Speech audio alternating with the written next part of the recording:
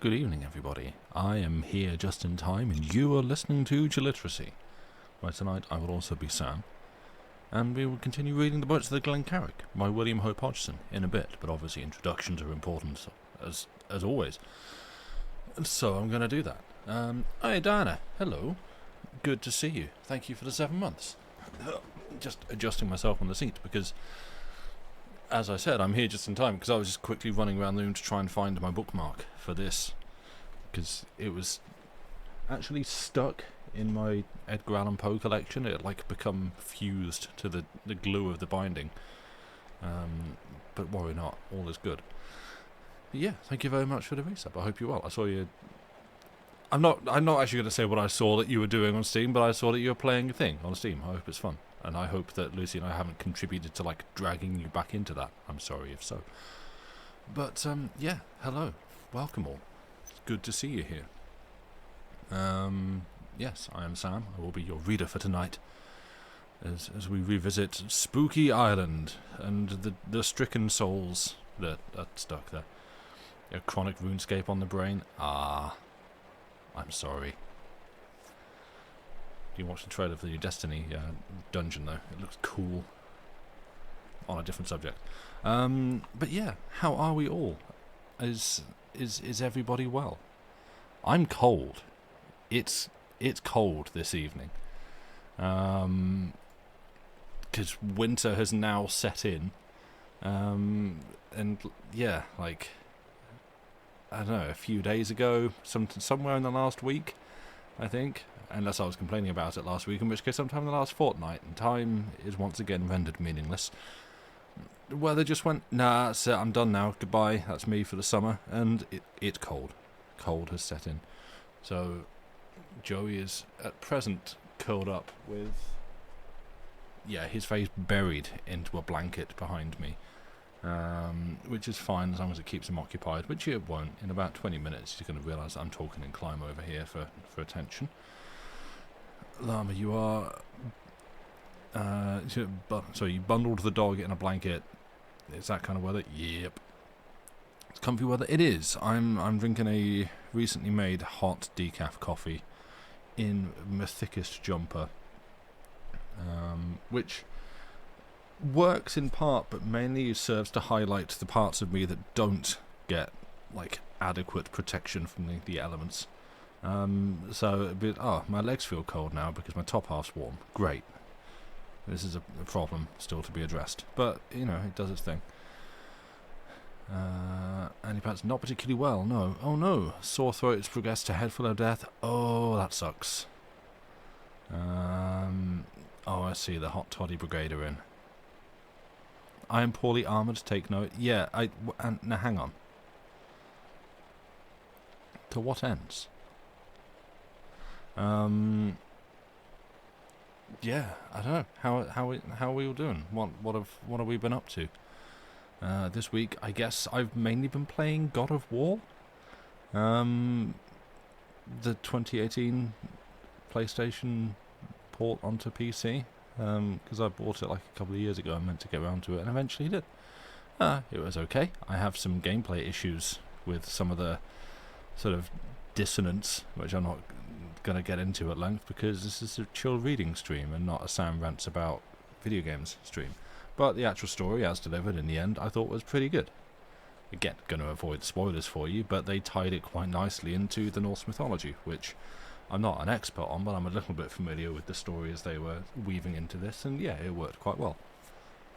But, okay, no, I'm going to do it. When you have a man who's like this sort of son of Zeus, who is shown to be borderline infinitely strong and like punching people through mountains and just hefting trees off and using them like a spear in the opening cinematic, and then gets taken down by a level 1 Draugr because he pressed the wrong button in a fight. It's like, it doesn't line up, and it sort of goes from there. But, as I say, the game itself worked alright in the end. Games are like that, yes. They absolutely are, and I feel like we've got a pretty decent tolerance for that sort of thing. But I think it's Yeah, we're going on a games talk, sorry. When you're in good shape, that still doesn't protect you from stubbing your toe. Alright, Achilles. But I think it's because of the nature of the story, the fact that if it were like, when it's like an ordinary, not, sort of human or video game kind of superhuman-esque level of like ability and performance, having a little bit of cutscene plot, like cutscene strength or cutscene armor or something like that, that's fine. It's like, sure, it's a special occasion, we'll allow it. But because it's this sort of godlike nature of this being who is... Sorry, I just heard something rolling down the roof. That was weird. Because he's so incredibly strong, as shown in cinematics and things like that, that then when you're just in a normal fight against a normal guy who's like one level higher than you and chunks half your health in a shot, like the variance is that much greater and feels like that much more exaggerated. So it's like, oh right, okay, yeah. But as I say, I would say in the end that I enjoyed it, which, yeah. Right, I'm going to keep sipping my coffee. You talk amongst yourselves.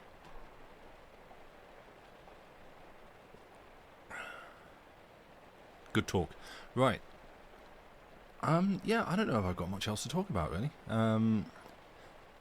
If I ever do a rant about games edition, sign you up. Okay, well, maybe we'll pick something that bothers me on... I don't want to be entirely negative. No, I was thinking on a Monday, perhaps, when we like do our podcasty talks and stuff like that. Maybe I'll talk about video games then. And in fact, you don't have these problems. You've been playing Stardew Valley again. Oh, well, let me tell you about Stardew. No, Stardew Valley's fine. Lama, you don't remember much about the game, but the awesome fight with the stranger. Near the start. See, yeah, that's the thing. Like those. Without naming who the stranger, like trying to remember not to name who the stranger is because they are referred to as the stranger at the start. Yeah, like that. Those sort of, very, very cinematic fights. I'm forgetting the words and the names of how to describe things like that. Yeah, that's kind of the fight that I have in mind. It sort of sets this benchmark for how strong and how cool your character is fighting this seemingly sort of, also immortal, infinitely strong being who dishes out and receives absurd amounts of punishment. And is, say, like, just slammed through a mountain and stuff. And then it's like, no, this Draugr hit me with an axe. Oof, down I go. And and I understand why, because it's no fun if not, but it stretches things. I don't remember his name. Fair enough. Yeah, the game keeps it a secret, and I should respect that. But yeah, as I say, the way actually by the conclusion, it sort of ties everything that happens into the story from Norse mythology, I thought was very good and I liked it. So yeah, there we go. Right. What should we do? Should we read a story? Do you want a story? I've been on the Minecraft server a lot, and you're the one being beat up by Open anyway. You don't know how not to die in that game. I was saying to Lucy the other day, there is a time when I would have never called myself a good Minecraft player, but there was a time not long after it released on the Xbox 360 that I knew my way around Minecraft, and I'd seen at one point pretty much everything there was to see in the game and could kind of do most things. And then the game progressed past that point and I didn't. And now this is even like basic vanilla Minecraft, let alone modded. I am so far out of my depth that even my usual thing that I do when I get into Minecraft is I dig a spiral staircase down to the bottom of the world and I just start digging Junji Ito's Nightmare Car Park. It is cramped. It is small. It is just tiny dingy corridors stretching in every single direction, because I'm going looking for diamonds, because diamonds are the most valuable resource in the game, and so therefore you go and get diamonds, and that's how you win the game. That's no good anymore. That doesn't, like, the game has progressed past that, and you can't do anything with that. And everyone else is like, oh, well, I've built these farms and those farms, and now we have unlimited things. And like, oh, okay. I don't know what to do, and then I starve and die. You hear what Trelawney and Perolo and everyone are doing. Meanwhile, you're farming, being shot by skeletons. Days flying above your head. Jetpack sounds yep. Yeah. Oh, and you have Minecraft on the Expo very briefly. You don't think you've got even an hour of gameplay before you bounce off? That's fair. Yeah. Like, This then gets into me, since we're doing video game hour. This then gets me into, like, survival games in general, where the difference between, I think the reason I stuck with something like Valheim, for instance, rather than, like, I've played a fair bit of Minecraft and I've enjoyed it, but I struggle with it still because of the fundamental, like, 2 health bars. You've got your health bar, which means that you're alive or you're dead, and then you've got your food health bar, which also kind of means you're alive or you're dead, because if it's not full, then your health's not regenerating, so you're going to die. And so you have to keep that topped up at the same time to keep your health bar topped up, and that then becomes this sort of great problem where, yeah, you then have to, like, start spending time and resources in setting up, like, food acquisition. And, you know, like in real life, you've got to keep yourself fed. Thunder, thank you so much for the 27 months. Hello. It is a delight to see you. I hope that you are well. And so, and I know there's, like, things you can do to offset that, but it's still, yeah, and, like, Raft is, for me, like, the great example of that kind of problem, where you have to spend so much time of your given day just drinking water, refilling water, finding food, cooking the food, eating the food, and then when you've done that and filled up your bars, you then have to go and spend those filled bars acquiring more food and water to set yourself up, that you are effectively constantly in debt to these needs, and it's just exhausting.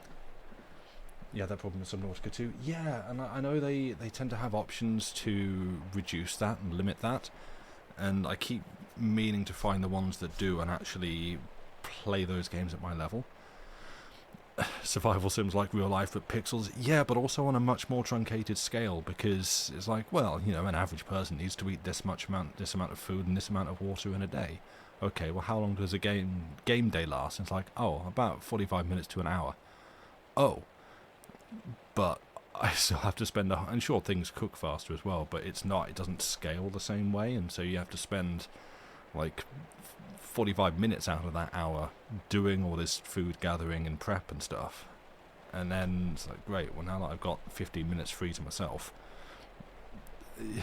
yeah, so that's why I bounce off a lot of survival games, and Valheim actually has this thing where food is a buff, and it's a very useful buff, but you're not going to die if you don't eat. You just run around on, like, minimal stats and stuff. But it feels much more forgiving in that sense. If you want to be reminded of the constant grind of having to acquire and prepare food, you just look up your to-do list. Yeah, exactly. Oh, then you've been slightly losing the plot about revision because you have an exam on the 14th. Oh no! A very lovely revision break. Ah, good. Well, happy to provide it. Yeah, good luck with that, obviously. I really hope that goes well. You'll have to not die if you forget to eat. Right? Mood, yeah. Okay, you know what? We've been up for 20 minutes. Give or take. Some of that was intro and stuff, but let's read a story, because if we don't, we never will. I'll just sit here and talk. Right. Let us do a thing. I've got my water, and there's still some left in the bottle. Good. Coffee is finished. yeah, let's talk about spooky boats. I mean, if you want to carry on the conversation in chat, you are welcome. Fill your boots. But yes, is everyone ready for a slightly dodgy northern accent? Because that's what you're going to get for the next couple hours. We shall continue with The Boats of the Glen Carrig by William Hope Hodgson. I've not put a link in chat. We shan't continue. No. Bad. 1 second. Whoops. Which vibe of Northern? We had this discussion at the end of the first one, and someone very politely asked in chat, "What accent is Sam doing?" Not in like a dismissive way, but just like, I want to know what region it's actually meant to be from. And we decided sort of somewhere between like Sheffield and Yorkshire. It varies though. It's like I think I'm not an actor. I haven't trained and studied in accents, so it's difficult for me to do something without sounding like I'm sort of being mocking. I don't feel like this does like that, because that's not my intent. Like, you know, it's something that you're sort of taught as a kid, that you do a different regional accent if you're taking the piss out of someone. PhD in silly voices. Yeah. Like, for instance, I think someone mentioned last week, oh yeah, do a Birmingham accent. I was like, no, because I don't know how to do a Birmingham accent without it sounding like I'm making fun of the Birmingham accent, which I don't want to do, because everyone does that and it's kind of played out and a bit mean. You might get your IPA chart out and try to transcribe it. Oh no. I mean, you're welcome. If this is good homework, if this is good practice for you, then feel free and be my guest. I've been doing the Con O'Neill's accent recently. What? Sorry, I know he's in Our Flag Means Death, and I was watching, it was recently, watching some Elden Ring, sorry, that's it, why I'm thinking of blood in a second will become clear, and they were fighting one of the bosses in that, Moog, who's like I forget the title, but it's basically the blood god, the god of blood, who is voiced by Con O'Neill, which, yeah, is very, compared to Izzy Hands, it's very different, but yeah.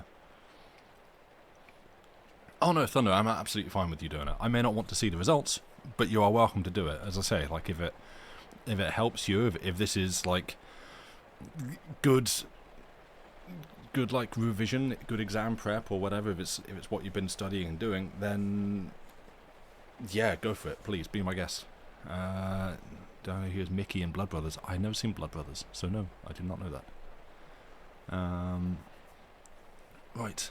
Anyway, now that the link is pinned to the top of chat, let us carry on with this survivor's diary of The Boats of the Glen Carrig by William Hope Hodgson. Chapter 10. The Light in the Weed. Now the wind was very violent from the sea, and threatened to blow down our tent, the which, indeed, it achieved at the last, as we made an end of a cheerless breakfast. Yet the boatswain bade us not trouble to put it up again, but spread it out, with the edges raised upon the props made from the reeds, so that we might catch some of the rainwater, for it was become imperative that we should renew our supply before putting out to sea again. And while some of us were busy with this, he took the others up and set a small tent made of the spare canvas, and under this he sheltered all of our matters like to be harmed by the rain. In a little, the rain continuing very violent, we had near a breaker full of water collected in the canvas, and we were about to run it off into one of the breakers when the boatswain cried out to us to hold, and first taste the water before we mixed it with that which we had already. At that we put down our hands and scooped up some of the water to taste, and thus we discovered it to be quite brackish and quite undrinkable, at which I was amazed until the boatswain reminded us that the canvas had been saturated for many days with salt water, so that it would take a great quantity of fresh before all the salt was washed out. Then he told us to lay it flat upon the beach and scour it well on both sides with the sand, which we did, and afterwards let the rain rinse it well, whereupon the next water that we caught we found to be near fresh, though not sufficiently so for our purpose. Yet, when we had rinsed it once more, it became clear of the salt, so that we were able to keep all that we caught further. Is there a clicking noise? There shouldn't be. Let me know if that's a problem, and I'll try and look into it. Could just be me. Oh, okay, since I paused. Dave, thank you very much for the raid. I'm going to carry on reading. And then, something before noon, the rain ceased to fall, though coming again at odd times in short squalls. Yet the wind died not, but blew steadily, and continued so from that quarter during the remainder of the time that we were upon the island. Upon the ceasing of the rain, the boatswain called us all together that we might make a decent burial of the unfortunate lad, whose remains had lain during the night upon one of the bottom boards of the boat. After a little discussion, it was decided to bury him in the beach, for the only part where there was soft earth was in the valley, and none of us had the stomach for that place. Moreover, the sand was soft and easy to dig, and as we had no proper tools, this was a great consideration. Presently, using the bottom boards and the oars and the hatchet, we had a place large and deep enough to hold the boy, and into this we placed him. We made no prayer over him, but stood about the grave for a little space, in silence. Then the boatswain signed to us to fill in the sand, and therewith we covered up the poor lad, and left him to his sleep.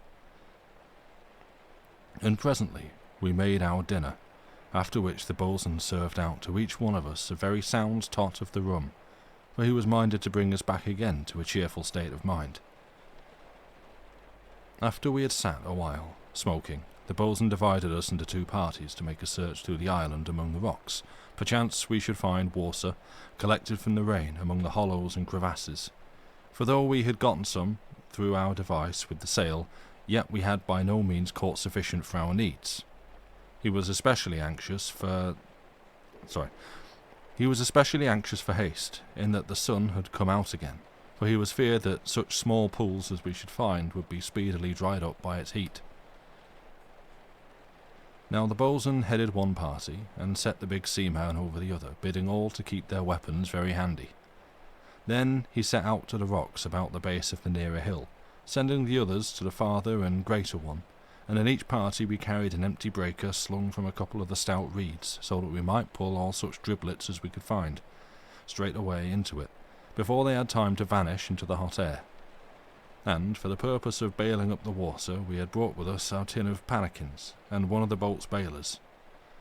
In a while, after much scrambling amid the rocks, we came upon a little pool of water, which was remarkably sweet and fresh, and from this we removed near 3 gallons before it became dry. And after that, we came across maybe 5 or 6 others, but not one of them near so big as the first. Yet we were not displeased, for we had near 3 parts filled the breaker, and so we made back to the camp, having some wonder as to the look of the other party.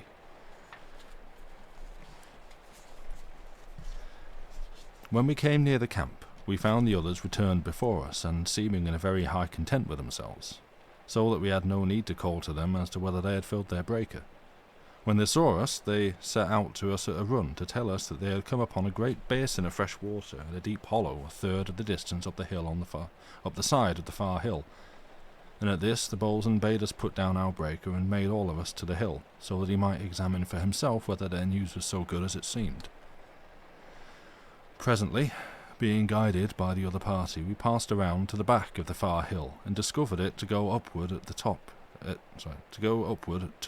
at an easy slope, with many ledges and broken places, so that it was scarce more difficult than a stair to climb.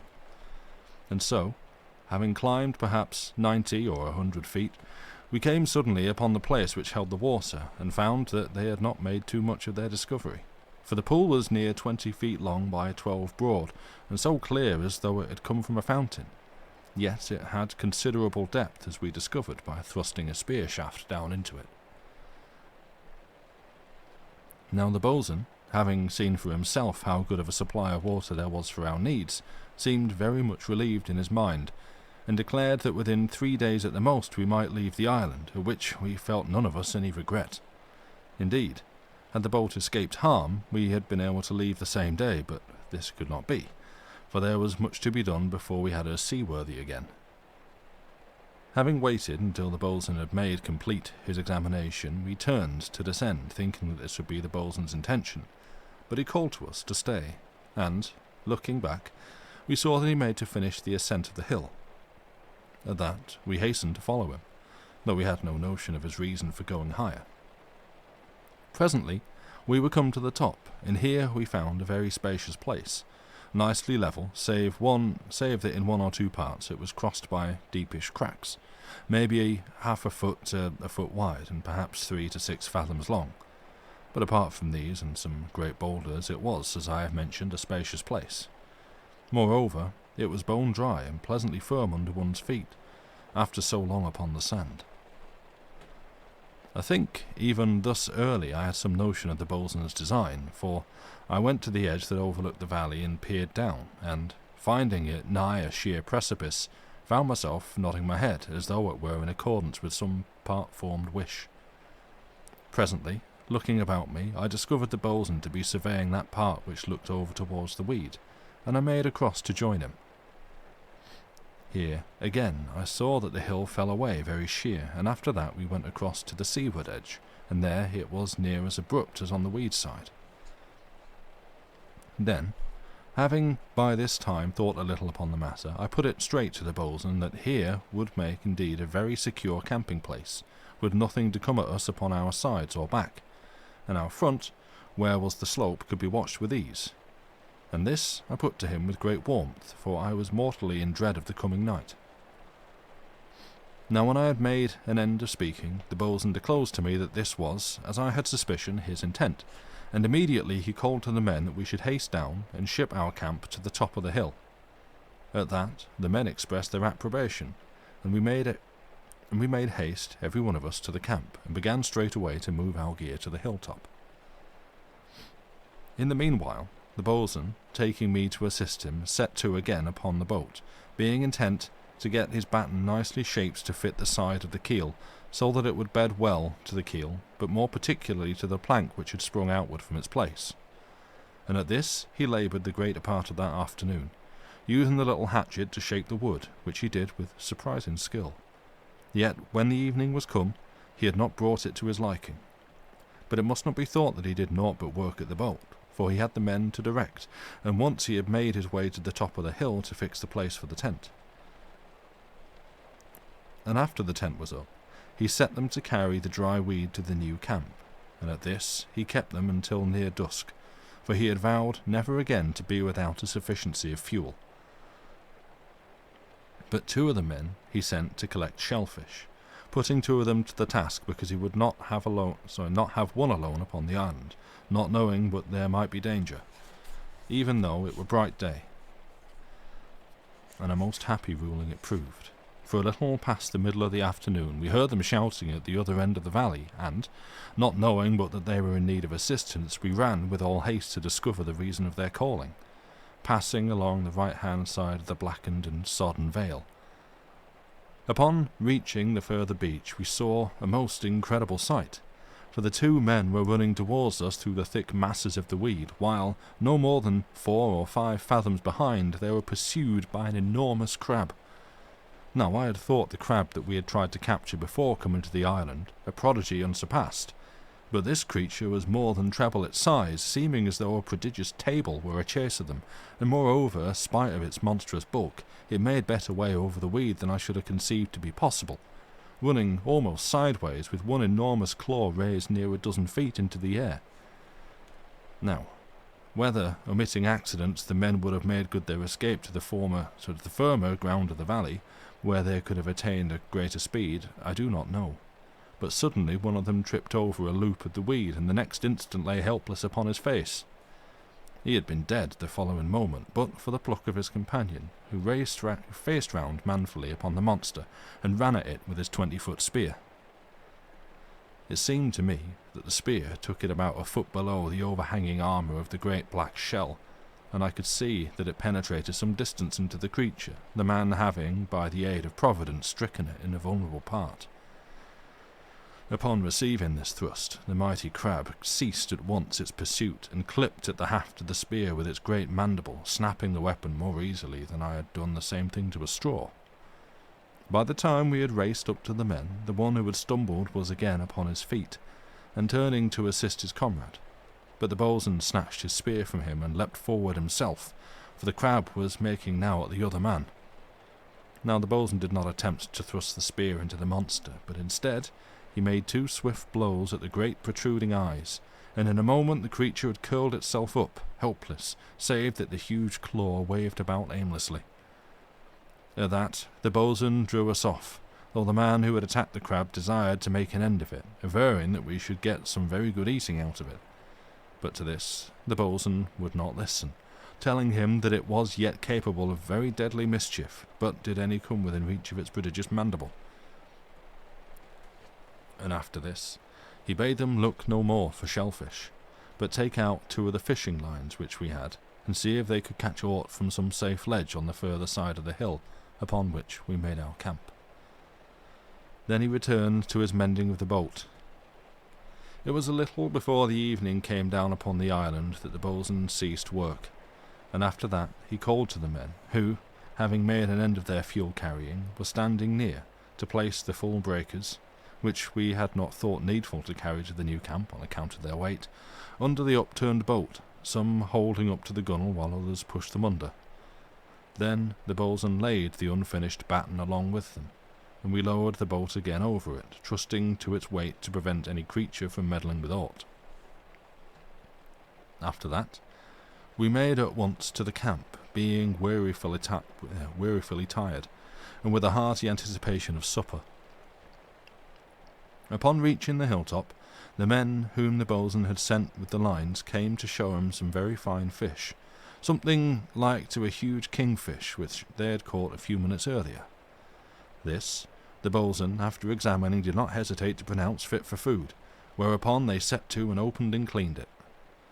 Now, as I have said, it was not unlike a great kingfish, and like it, had a mouthful of very formidable teeth, the use of which I understood the better when I saw the contents of its stomach, which seemed to consist of nothing but the coiled tentacles of squid or cuttlefish, the which, as I have shown, the weed continent swarmed. When these were upset upon the rock, I was confounded to perceive the length and thickness of some of them, and could only conceive that this particular fish must be a very desperate enemy to them, unable successfully to attack monsters of a bulk infinitely greater than its own. After this, and whilst the supper was preparing, the bo'sun called to some of the men to put up a piece of the spare canvas upon a couple of the reeds, so as to make a screen against the wind, which up there was so fresh that it came near at times to scattering the fire abroad.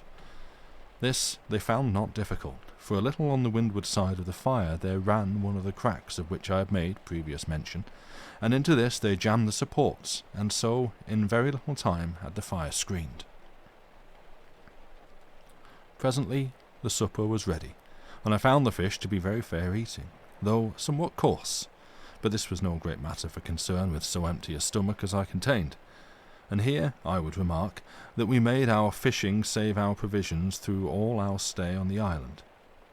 Then, after we had come to an end of our eating, we lay down to a most comfortable smoke, for we had no fear of attack at that height, and with the precipices upon all sides save that which lay in front. Yet, so soon as we had rested and smoked a while, the bo'sun set the watches, for he would run no risk through carelessness. By this time the night was drawing on apace, yet it was not so dark but that one could perceive matters at a very reasonable distance. Presently, being in a mood that tended to thoughtfulness and feeling a desire to be alone for a little, I strolled away from the fire to the leeward edge of the hilltop. Here I paced up and down a while, smoking and meditating.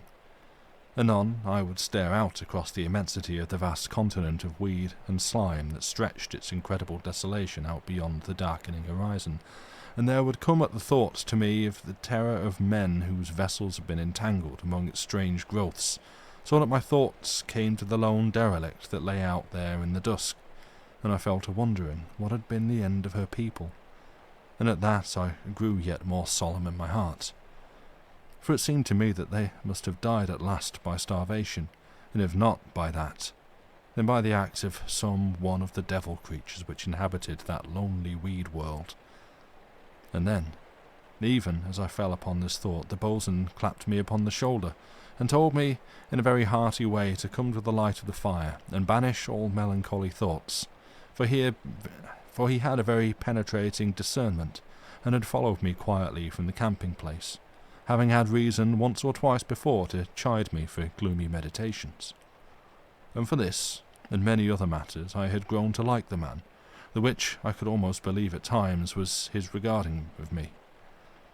But his words were too few for me to gather his feelings, though I had hope that they were as I surmised.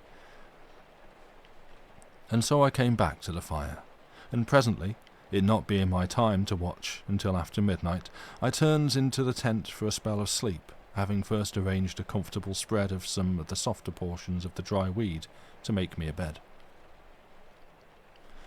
Now, I was very full of sleep, so that I slept heavily, and in this wise heard not the man on which call. Sorry, the sentence is confusing me. I'll start again. Now I was very full of sleep, so that I slept heavily, and in this wise heard not the man on watch call the boatswain. Yet the rousing of the others waked me, and so I came to myself, and found the tent empty, at which I ran very hurriedly to the doorway, and so discovered that there was a clear moon in the sky, the which, by reason of the cloudiness that had prevailed, we had been without for the past 2 nights. Moreover, the sultriness had gone, the wind having blown it away with the clouds. Yet, though maybe I appreciated this, it was but in a half-conscious manner, for I was about to discover the whereabouts of the men, and the reason of their leaving the tent. With this purpose, I stepped out from the entrance, and the following instant discovered them all in a clump beside the leeward edge of the hilltop. At that, I held my tongue, for I knew not but the silence might be their desire, but I ran hastily over to them, and inquired of the boatswain what manner of thing it was which called them from their sleep, and he, for answer, pointed out into the greatness of the weed continent. At that, I stared out over the breadth of the weed, showing very ghostly in the moonlight. But for a moment I saw not the thing to which he purposed to draw my attention. Then suddenly it fell within the circle of my gaze, a little light out in the lonesomeness. For the space of some moments I stared with bewildered eyes. Then it came to me with abruptness that the light shone from the lone derelict lying out in the weed, the same that upon that very evening I had looked with sorrow and awe, because of the end of those who had been in her.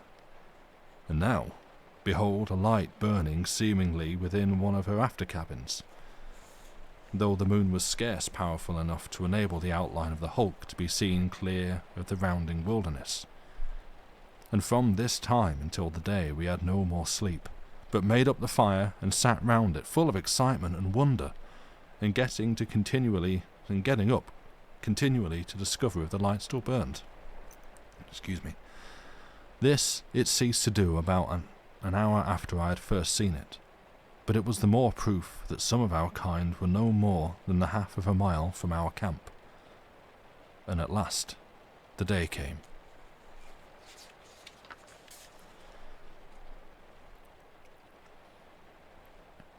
Chapter 11. The Signals from the Ship.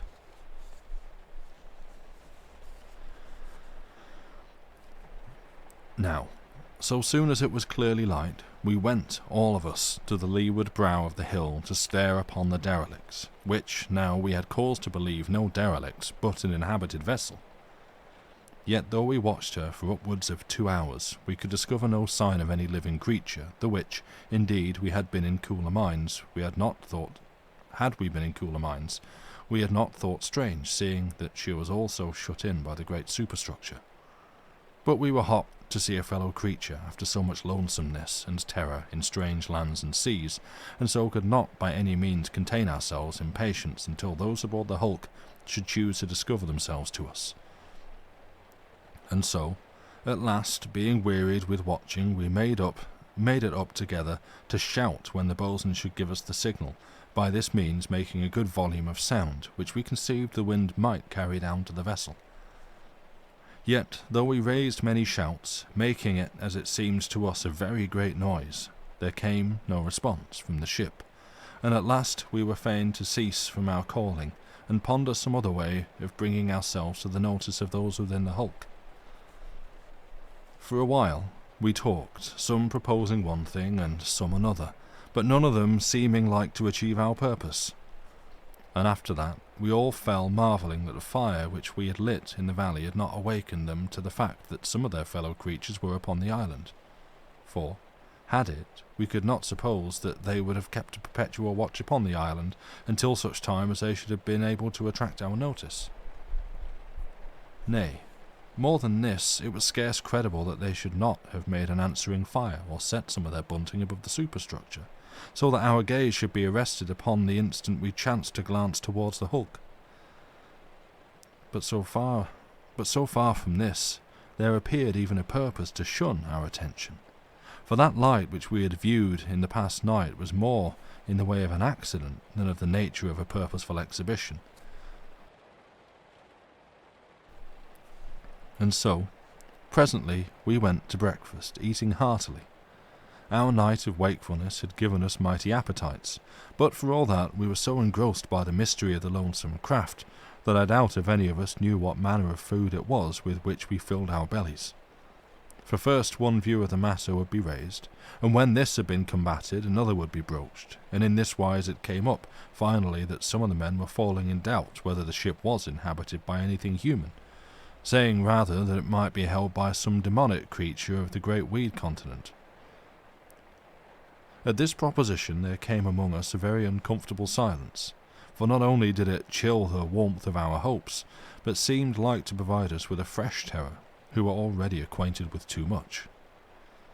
Then the boatswain spoke, laughing with a hearty contempt at our sudden fears, and pointed out that it was just as like that they aboard the ship had been put in fear by the great blaze from the valley, as that they should take it for a sign that fellow creatures and friends were at hand.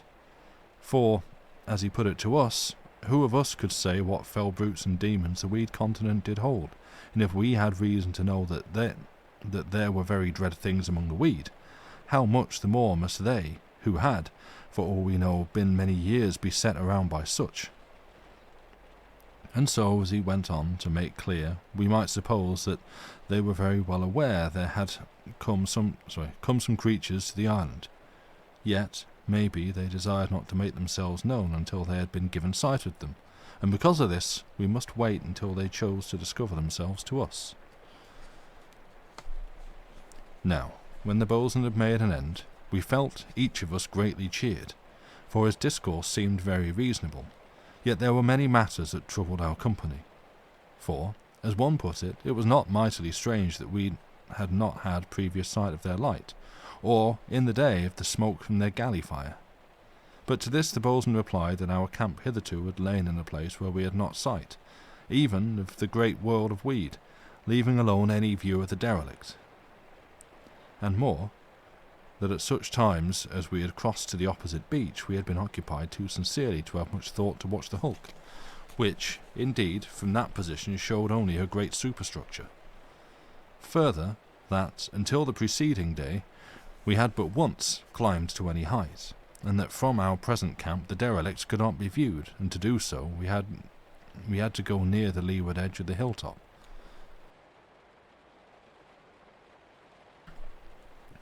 And so, breakfast being ended, we went all of us to see if there were yet any signs of life in the hulk, and when an hour had gone we were no wiser. Therefore, it being folly to waste further time, the boatswain left one man to watch from the brow of the hill, charging him very strictly to keep in such position that he could be seen by any aboard the silent craft, and so took the rest down to assist him in the repairing of the boat. And from thence on, during the day, he gave the men a turn each at watching, telling them to wave to him should there come any sign from the hulk. Yet, except in the watch, he kept every man so busy as might be, some bringing weeds to keep up a fire which he had lit near the boat, one to help him turn and hold the batten upon which he laboured, and two he sent across to the wreck of the mast to detach one of the futtock shrouds, which, as is most rare, were made of iron rods. This, when they brought it, he bade me heat in the fire, and afterwards beat out straight at one end, and when this was done, he set me to burn holes with it through the keel of the boat, at such places as he had marked, these being for the bolts with which he had determined to fasten on the batten. 1 second. Oh, I've just seen I have a Joey watching me. Do you want to come over? Do you want to hear about the survivors of the Glen Carrig? Okay. 1 second. Up this way. I'm going to pick you up. Alright. Grab. Scoop. There we go. He is now upon my lap. Hello. Right. Good boy. Where? Okay. I shall continue. In the meanwhile, we continued to shape the batten. He continued to shape the batten until it was a very good and true fit according to his liking. And all the while he cried out to this man and to that one to do this or that. And so I perceived that, apart from the necessity of getting the boat into a seaworthy condition, he was desirous to keep the men busied, for they were become so excited at the thought of fellow creatures almost within hail, that he could not hope to keep them sufficiently in hand without some matter upon which to employ them. Now, it must not be supposed that the boatswain had no share of our excitement, for I noticed that he gave ever and anon a glance to the crown of the far hill, perchance the watchman had some news for us. Yet the morning went by, and no signal came to tell us that the people in the ship had designed to show themselves to the man upon watch, and so we came to dinner. At this meal, as might be supposed, we had a second discussion upon the strangeness of the behaviour of those aboard the hulk, yet none could give any more reasonable explanation than the boatswain had given in the morning, and so we left it at that. Presently, when we had smoked and rested very comfortably, for the boatswain was no tyrant, we rose at his bidding to descend once more to the beach. But at this moment one of the men, having run to the edge of the hill to take a short look at the hulk, cried out that there was a great superstructure over the quarter. A part of the great superstructure over the quarter had been removed or pushed back, and that there was a figure there, seeming, so far as his unaided sight could tell, to be looking through a spyglass at the island. Now it would be difficult to tell about all our excitement at this news, and we ran eagerly to see for ourselves if it could be as he informed us. And so it was, for we could see that the person we could see the person very clearly, though remote and small because of the distance. That he had seen us we discovered in a moment, for he began suddenly to wave something, which I judged to be the spyglass, in a very wild manner, seeming also to be jumping up and down. Yet, I doubt not but that we were as much excited, for suddenly I discovered myself to be shouting with the rest in a most insane fashion, and moreover I was waving my hands and running to and fro upon the brow of the hill. Then I observed that the figure on the hulk had disappeared, but it was for no more than a moment, and then it was back, and there were near a dozen with it, and it seemed to me that some of them were females. But the distance was over great for surety.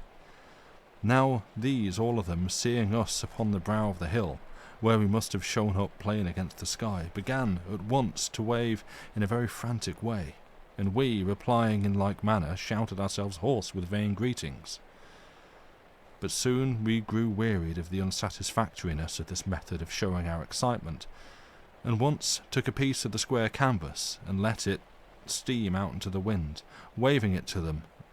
And one took a piece of the square canvas and let it stream out into the wind, waving it to them, and another took a second piece and did likewise, while a third man rolled up a short bit into a cone and made use of it as a speaking trumpet.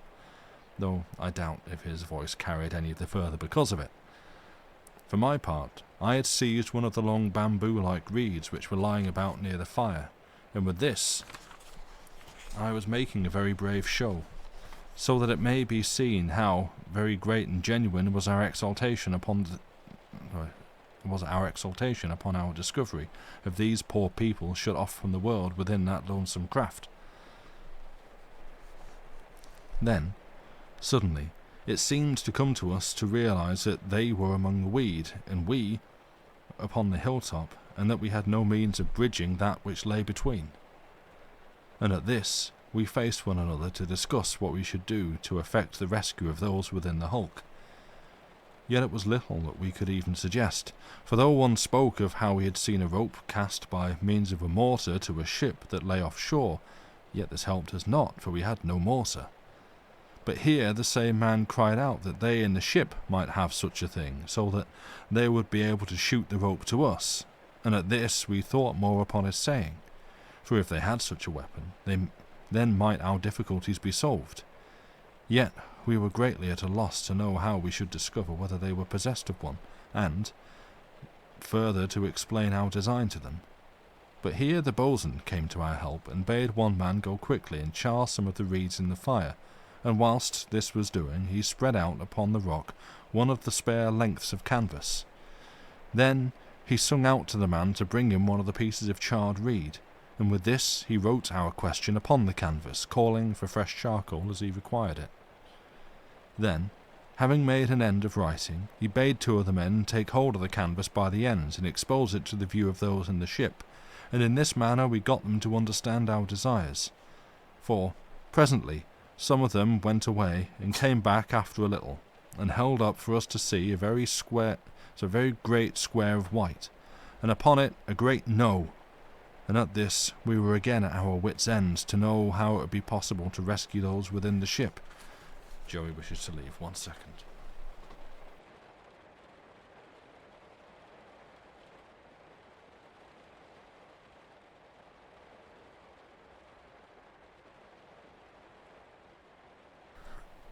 No, it was a prank. He did not wish to leave. Where was I? I'll just go back a bit to where I know that I was. For, presently some of them went away, and came back after a little, and held up for us to see a very great square of white, and upon it a great No. And at this we were again at our wits' ends to know how it would be possible to rescue those within the ship. Excuse me, I'm not getting emotional, I'm fine. For suddenly our whole desire to leave the island was changed into a determination to rescue the people in the hulk, and, indeed, had our intentions not been such, we had been veritable curs, though I am happy to tell that we had no thought at this juncture but for those who were now looking to us to restore them once more to the world to which they had been so long strangers. Do you want to leave? He's sat by the door again.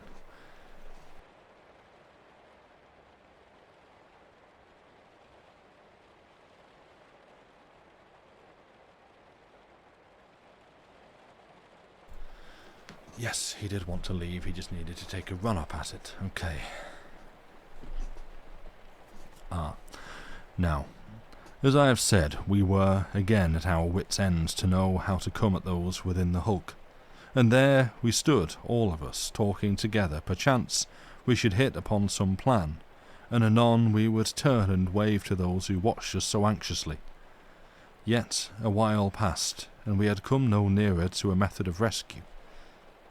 Then a thought came to me, waked perchance by the mention of shooting the rope over the hulk by means of a mortar, how that I had read once in a book of a fair maid whose lover effected her escape from a castle by a similar artifice, only that in his case he made use of a bow in place of a mortar, and a cord instead of a rope, his sweetheart hauling up the rope by means of the cord.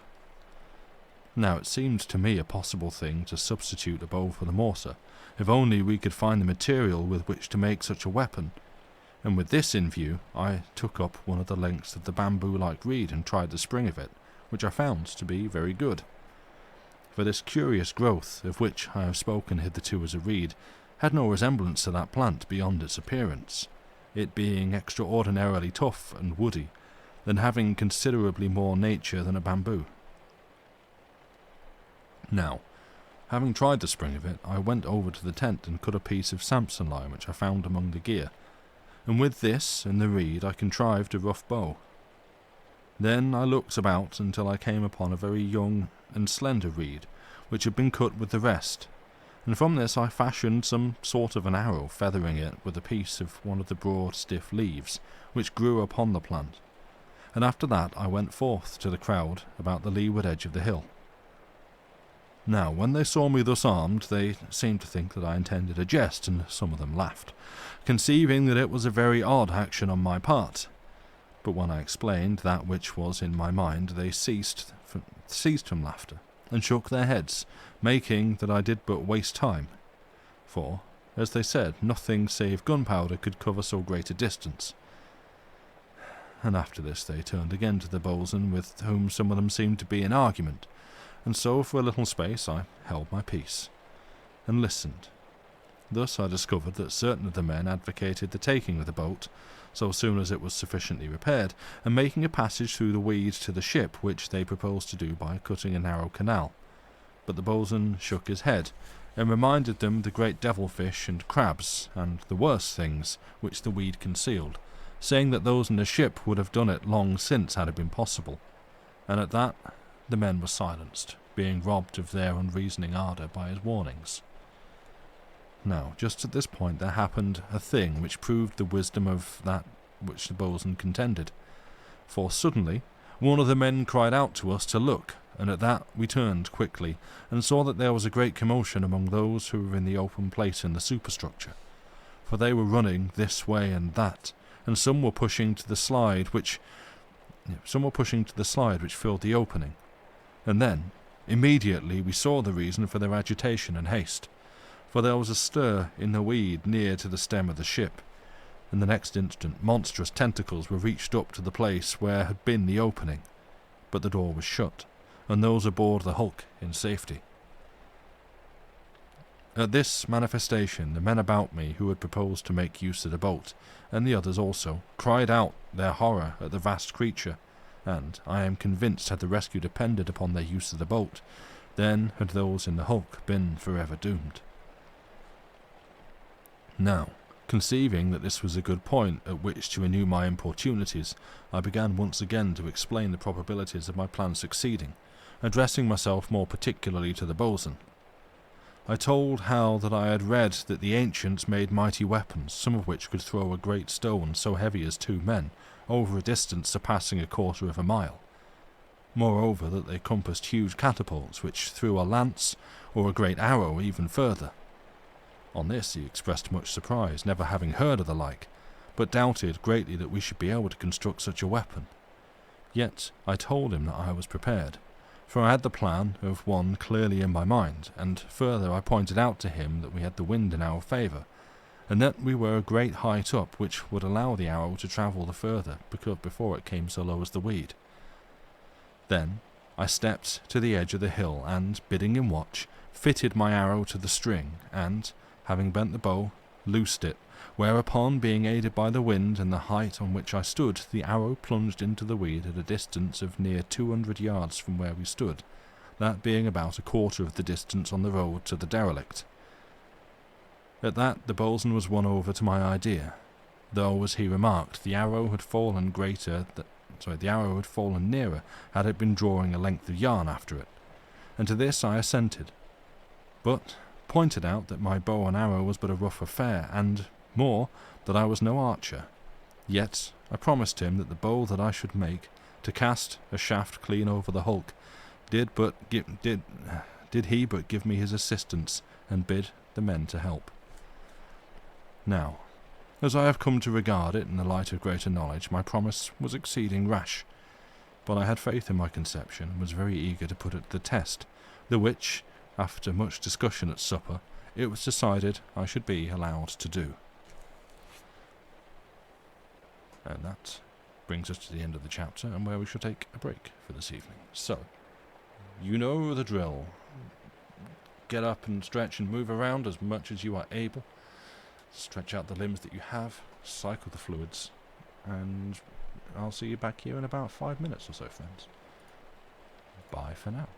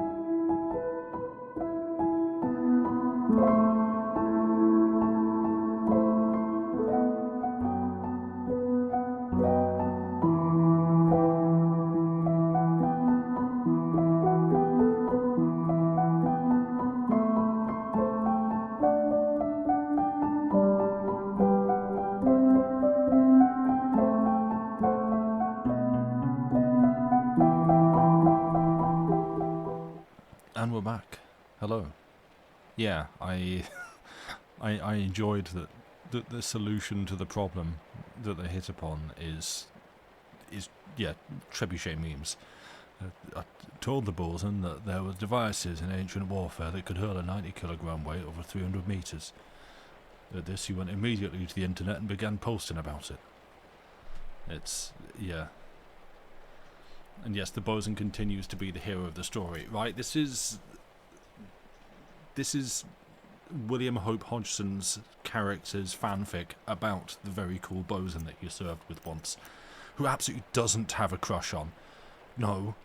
Shut up. Yeah. Right. Joey has returned. Turns out he just wanted to leave the room so that he could sit outside the door and wait for me to open it to go and refill my water. At which point he would rush back in and wait here for me to sit down. Just bros being bros. Yeah, exactly. I don't know what you're talking about. It's fine. They're just friends. They're just good friends who admire each other very much. And, you know, I admired the Bosun. I think he's very great and cool and strong and smart and intelligent and handsome. And I hope that he thinks the same of me, please. That's... What? Yeah. But yeah, I hope everyone has had a valuable and fulfilling break wherein all the things that needed to be done were done. Yeah, thank you, Dave, for the raid. If anyone has stuck around after that, much appreciated. We tend not to. I don't know if Lucy said. She didn't. Yeah, if you're new to the channel, we tend not to like interrupt ourselves when reading. Frankly, enough of that happens already if you have a cat in the room. But yeah, we like to just whoever's reading just actually sort of head down and focus on that. Yes, I will glance up and be distracted by chat every now and then, but on the whole, rather than like stopping to do the streamer thing of interact with chat, we tend to just sort of read you the story here, which I guess can look rude, I don't know, but we know who Dave is and Dave knows us. But yeah, thank you Dave for the raid. And as I say, anyone who's stuck around, maybe find something you like here. If you like the channel, these are the vibes that we put out. Give us a follow. We stream twice a week. Nice peaceful reading. What up, gamers? Yeah, exactly. All the alerts go off, all the notifications. Wham, bam, bam, bam, bam. Despite your best efforts, I usually manage to ignore you successfully. It can be difficult sometimes. Not gonna lie. Because I made a wish one time, and this is the curse that I'm afflicted with. But no, that's not true. That itself was a lie. But yeah, just one day I'm gonna prank the overlay and do just like full on like maximum gamer stream overlay. Every single thing put in chat just triggers a cacophonous light and sound explosion. No, I'm not going to do this. It sounds awful. April Fool's stream. Yeah. Oh, we had so many different ideas for April Fool's streams, and right at the moment I can't remember a single one of them. Oh, we had some good ones and I can't think of what they were. That's annoying. Confetti, air horns, all animated. Yeah, the whole like emote explosion thing. We'll have chat on screen. The Fortnite reading stream. What is there lore in Fortnite to read, or just reading the Fortnite kill feed for a stream? It would be funny. No, we just load up like Oblivion or something. Elder Scrolls Oblivion, and we'll just read some, not all, of the in-game lore from that. Do that. But with a full gamer overlay. Maybe that. Oh, you're back. Hello, welcome. Okay, yeah, I can't remember what other April Fool's prank streams we've been talking about doing.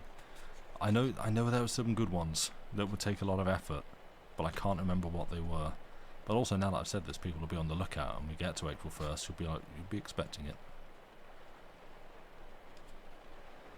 Pull a BDG and read every book in Skyrim. Oh, that sounds like so much work. No word you can't remember either. Damn. We might have typed them into Discord somewhere. We might be able to find them. Right. It is the second half of the stream.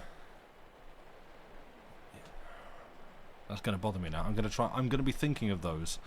The rear processes of my brain are going to be ticking away on that while I'm reading up at the front. Does your brain work the same? Okay. I have you. How long are you going to stay here on my lap? I have a cat. I have a story. Should we continue? I have a bad accent to do. Which I don't know if... Cat, yes. I don't know if Thunder's been doing an accent analysis, but if so, I hope it's going well. I hope it's been informative. Yeah, that doesn't... Well, something on my desk is making like a bit of a creak as I move around. I don't know if that is what you were complaining about hearing earlier, Andy Pants. I don't know, but my chair's a little bit creaky, but yeah, I'm not sure what was coming through. Right. Let us continue. Oh, there's so many little noises, this is really bothering me. Haven't noticed it for a while? Okay, maybe it was just my face making a noise. Let us continue with Chapter 12, The Making of the Great Bow. The fourth night upon the island was the first to pass without incident.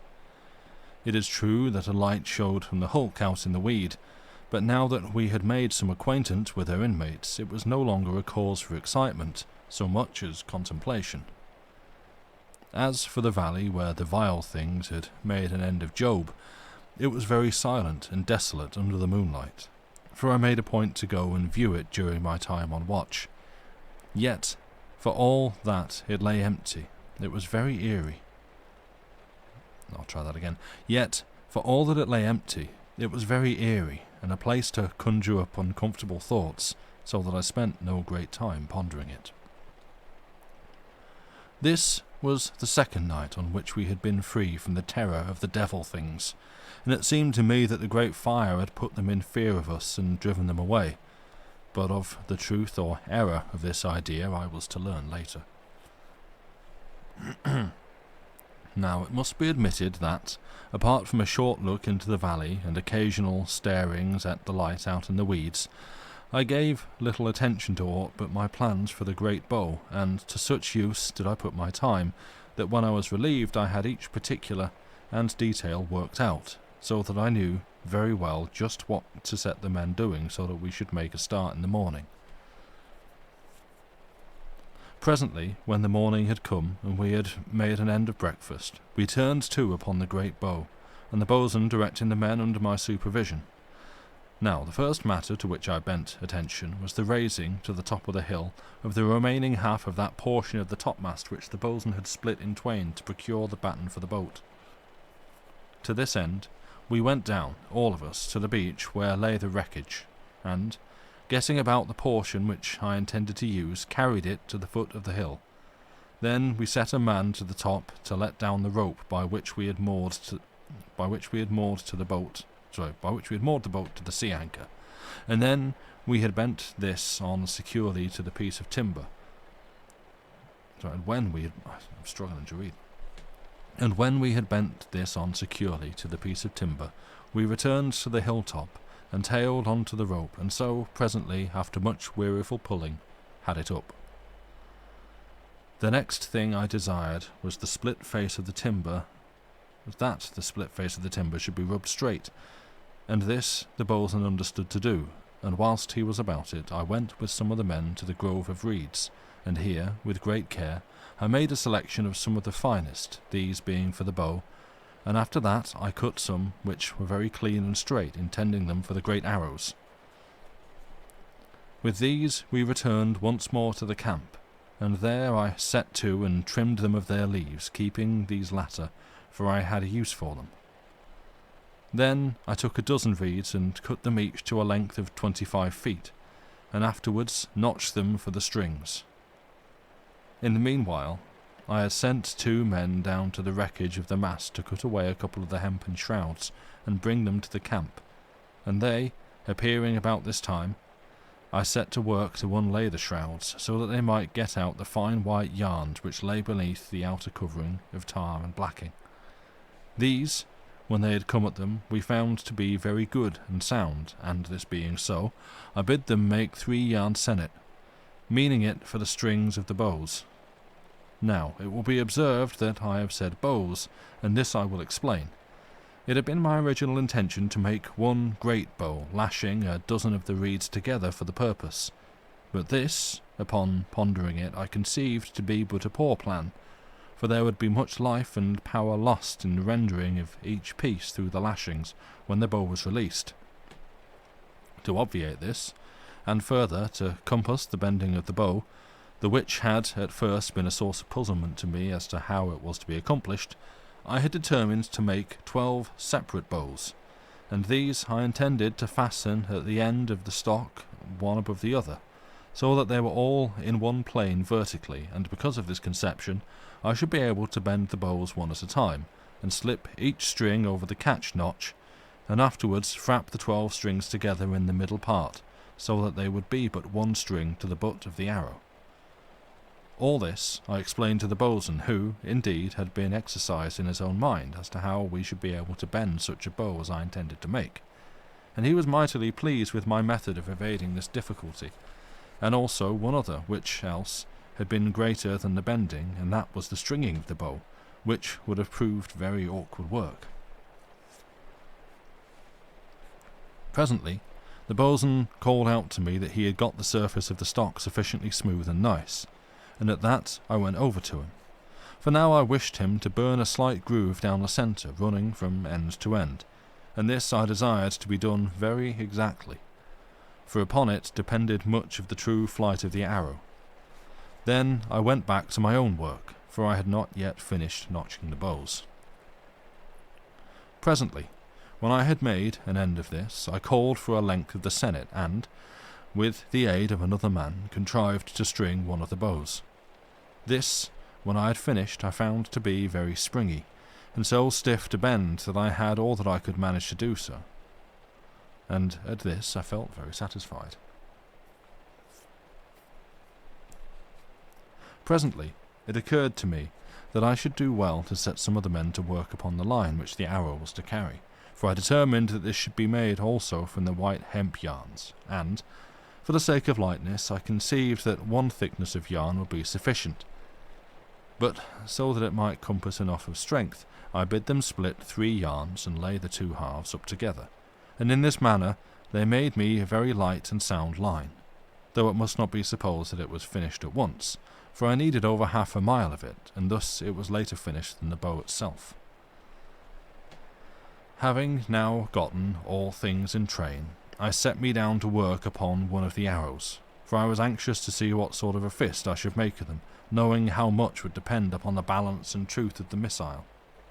In the end, I made a very fair one, feathering it with its own leaves, and truing and smoothing it with my knife, after which I inserted a small bolt in the forward end, to act as a head, and, as I conceived, give it balance, though whether I was right in this latter I am unable to say. Yet, before I had finished my arrow, the boatswain had made the groove, and called me over to him, that I might admire it, the which I did, for it was done with a wonderful neatness. Now, I have been so busy with my description of how we made the great bow that I have omitted to tell of the flight of time, and how we had eaten our dinner this long while since, and how that the people in the hulk had waved to us, and we had returned their signals, and then written upon a length of the canvas the one word, "Wait." And besides all this, some had gathered our fuel for the coming night. And so, presently, the evening came upon us, but we ceased not to work, for the boatswain bade the men to light a second great fire beside our former one, and by the light of this we worked another long spell, though it seemed short enough by reason of the interest of the work. Yet, at last, the boatswain bade us to stop and make supper, which we did, and after that he set the watches, and the rest of us turned in, for we were very weary.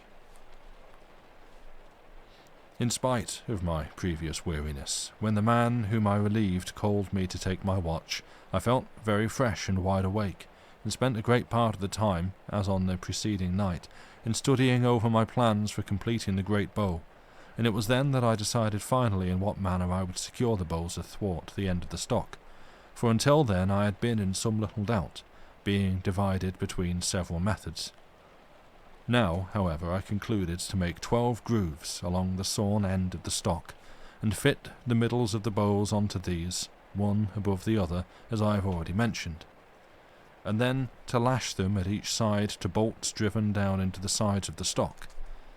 And with this idea I was very well pleased, for it promised to make them secure, and this without any great amount of work. Now, though I spent much of my watch in thinking over the details of my prodigious weapon, yet it must not be supposed that I neglected to perform my duty as a watchman, for I walked continually about the top of the hill, keeping my cut and thrust ready for any sudden emergency. Yet my time passed off quietly enough, though it is true that I witnessed one thing which brought me a short spell of disquiet thought. It was in this wise. I had come to that part of the hilltop which overhung the valley, and it came to me abruptly to go near to the edge and look over.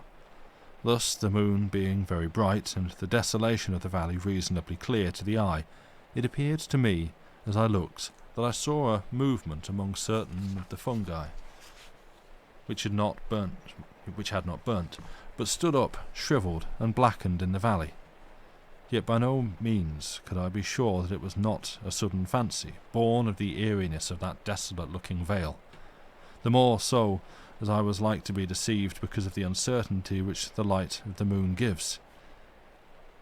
Yet, to prove my doubts, I went back until I had found a piece of rock easy to throw, and this, taking a short run, I cast into the valley, aiming at the spot where it seemed to me that there had been a movement. Immediately upon this I caught a glimpse of some moving thing, and then, more to my right, something else stirred, and at this I looked towards it, but I could discover nothing. Then, looking back at the clump at which I had aimed my missile, I saw that the slime-covered pool which lay near was all a-quiver, or so it seemed. Yet the next instant I was just as full of doubt, for even as I watched it I perceived that it was quite still. And after that, for some time, I kept a very strict gaze into the valley, yet could nowhere discover aught to prove my suspicions, and at last I ceased from watching it, for I feared to grow fanciful, and so wandered to that part of the hill which overlooked the weed.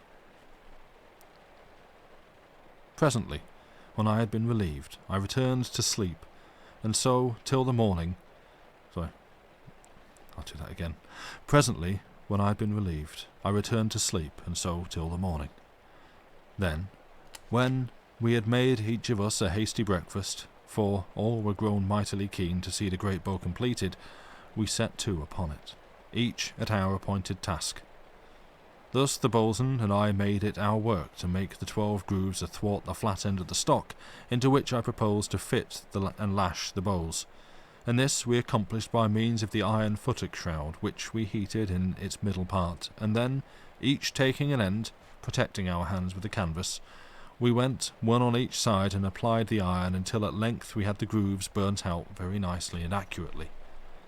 This work occupied us all the morning, for the grooves had to be deeply burnt, and in the meantime the men had completed near enough sennet for the stringing of the bows, yet those who were at work on the line which the arrow was to carry had scarce made more than half, so that I called off one man from the sennet to turn to and give them a hand with the making of the line.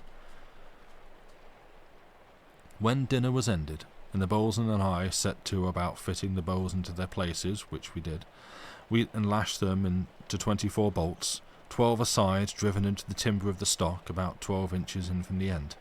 After this, we bent and strung the bows, taking very great care to have each bent exactly as the one below it, for we started at the bottom, and so before sunset we had that part of our work ended. Now, Because the 2 fires which we had lit on the previous night had exhausted our fuel, the bosun deemed it prudent to cease work, and go down all of us to bring a fresh supply of the dry seaweed and some bundles of the reeds. This we did, making an end of our journeyings just as the dusk came over the island.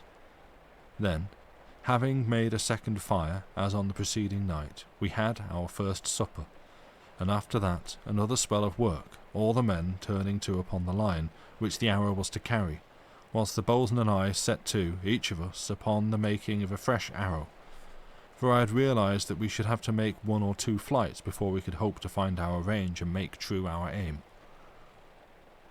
Later, maybe about 9 of the night, the bosun bade us all to put away our work, and then he set the watches, after which the rest of us went into the tent to sleep, for the strength of the wind made the shelter a very pleasant thing. That night, when it came my turn to watch, I minded me to take a look into the valley, but though I watched at intervals through the half of an hour, I saw nothing to lead me to imagine that I had indeed seen aught on the previous night, and so I felt more confident in my mind that we should be troubled no further by the devil things which had destroyed poor Job. Yet I must record one thing which I saw during my watch, though this was from the edge of the hilltop which overlooked the weed continent and was not in the valley, but in the stretch of clear water which lay between the island and the weed. As I saw it, it seemed to me that a number of great fish were swimming across from the island, diagonally towards the great continent of weed. They were swimming in one wake, and keeping a very regular line, but not breaking the water after the manner of porpoises or blackfish. Yet, though I have mentioned this, it must not be supposed that I saw any very strange thing in such a sight. And indeed I thought nothing more of it than to wonder what sort of fish they might be.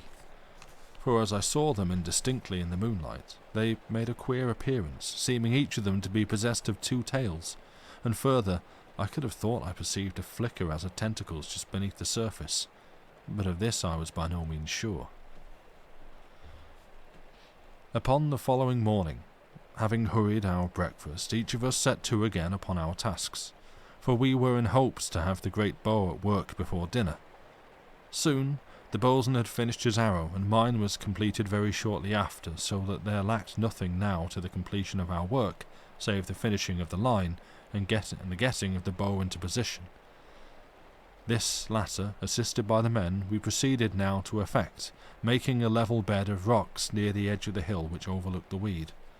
Upon this we placed the great bow, and then, having sent the men back to their work at the line, we proceeded to the aiming of the huge weapon.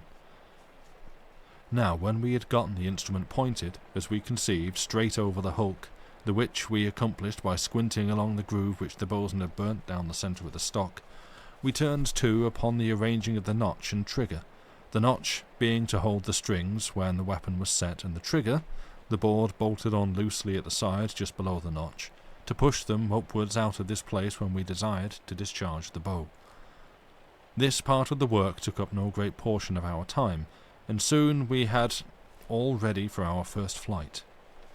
Then we commenced to set the bows, bending the bottom one first, and then those above in turn, until all was set.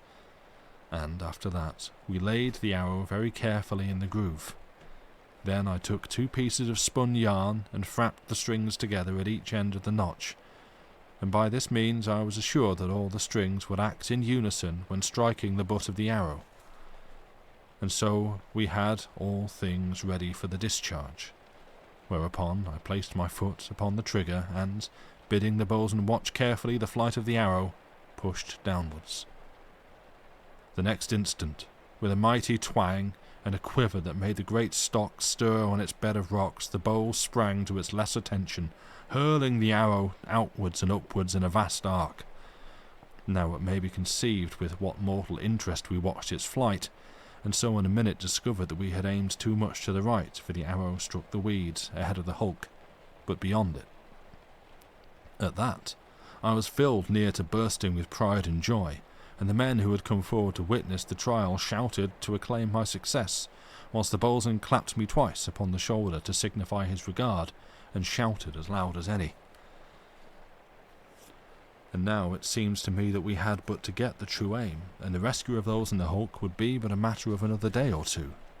for, having once gotten a line to the hulk, we should haul across a thin rope by its means, and with this a thicker one, after which we should set this up so taut as possible, and then bring the people in the hulk to the island by means of a seat and block, which we should haul to and fro along the supporting line.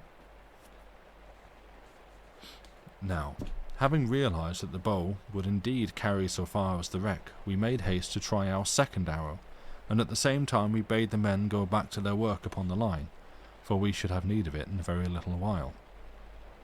Presently, having pointed the bow more to the left, I took the frappings off the strings so that we could bend the bows singly, and after that we set the great weapon again. Then, seeing that the arrow was straight in the groove, I replaced the frappings and immediately discharged it. This time, to my very great pleasure and pride, the arrow went with a wonderful straightness toward the ship and, clearing the superstructure, passed out of our sight as it fell behind it. At this, I was all impatience to try to get the line to the hulk before we made our dinner, but the men had not laid up sufficient, there being then only 450 fathoms, which the boatswain measured off by stretching it along his arms and across his chest. This being so, we went to dinner, and made very great haste through it, and after that every one of us worked at the line, and so in about an hour we had sufficient, for I had estimated that it would not be wise to make the attempt with a less length than 500 fathoms. Having now completed a sufficiency of the line, the boatswain set one of the men to flake it down very carefully upon the rock beside the bow, whilst he himself tested it at all such parts as he thought in any way doubtful, and so presently all was ready. Then I bent it on to the arrow, and, having set the bow whilst the men were flaking down the line, I was prepared immediately to discharge the weapon.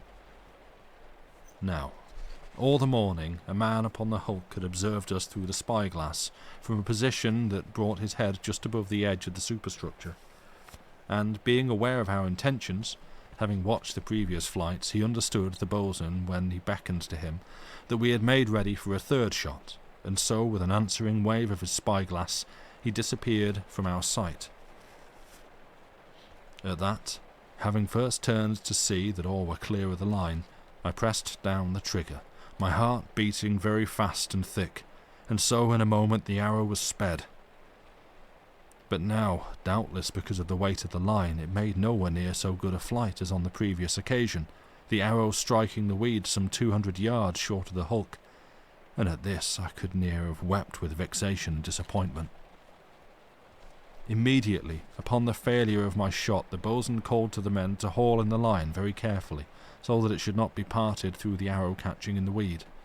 Then he came over to me and proposed that we should set to at once to make a heavier arrow, suggesting that it had been the lack of weight in the missile which had caused it to fall short.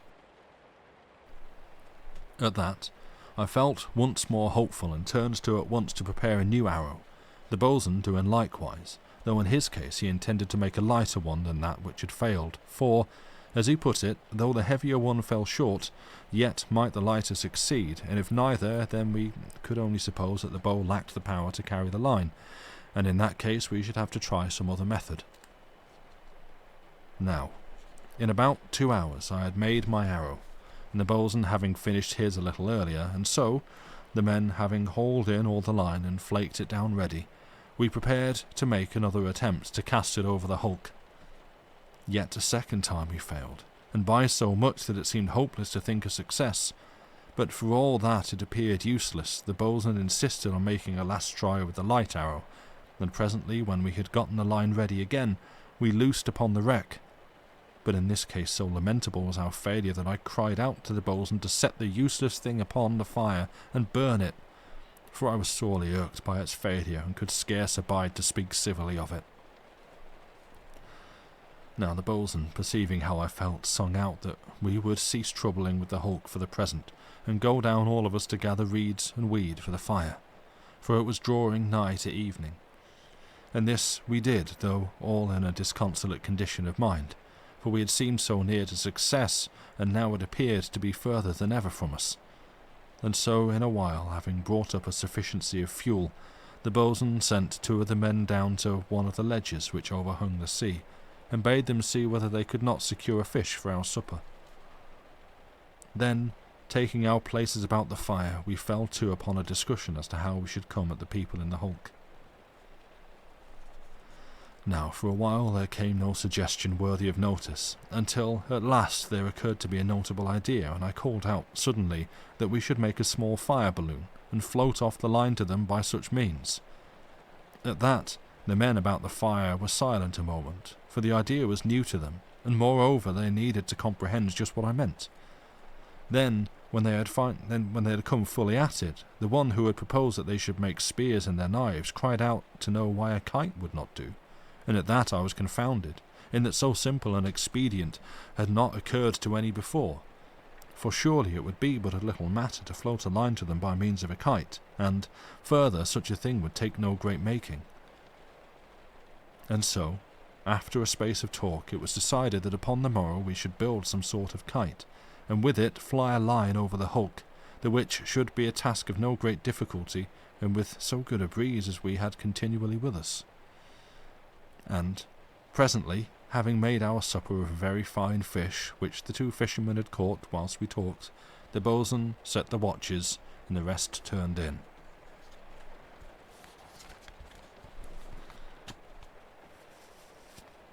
Chapter 13. The Weed Men.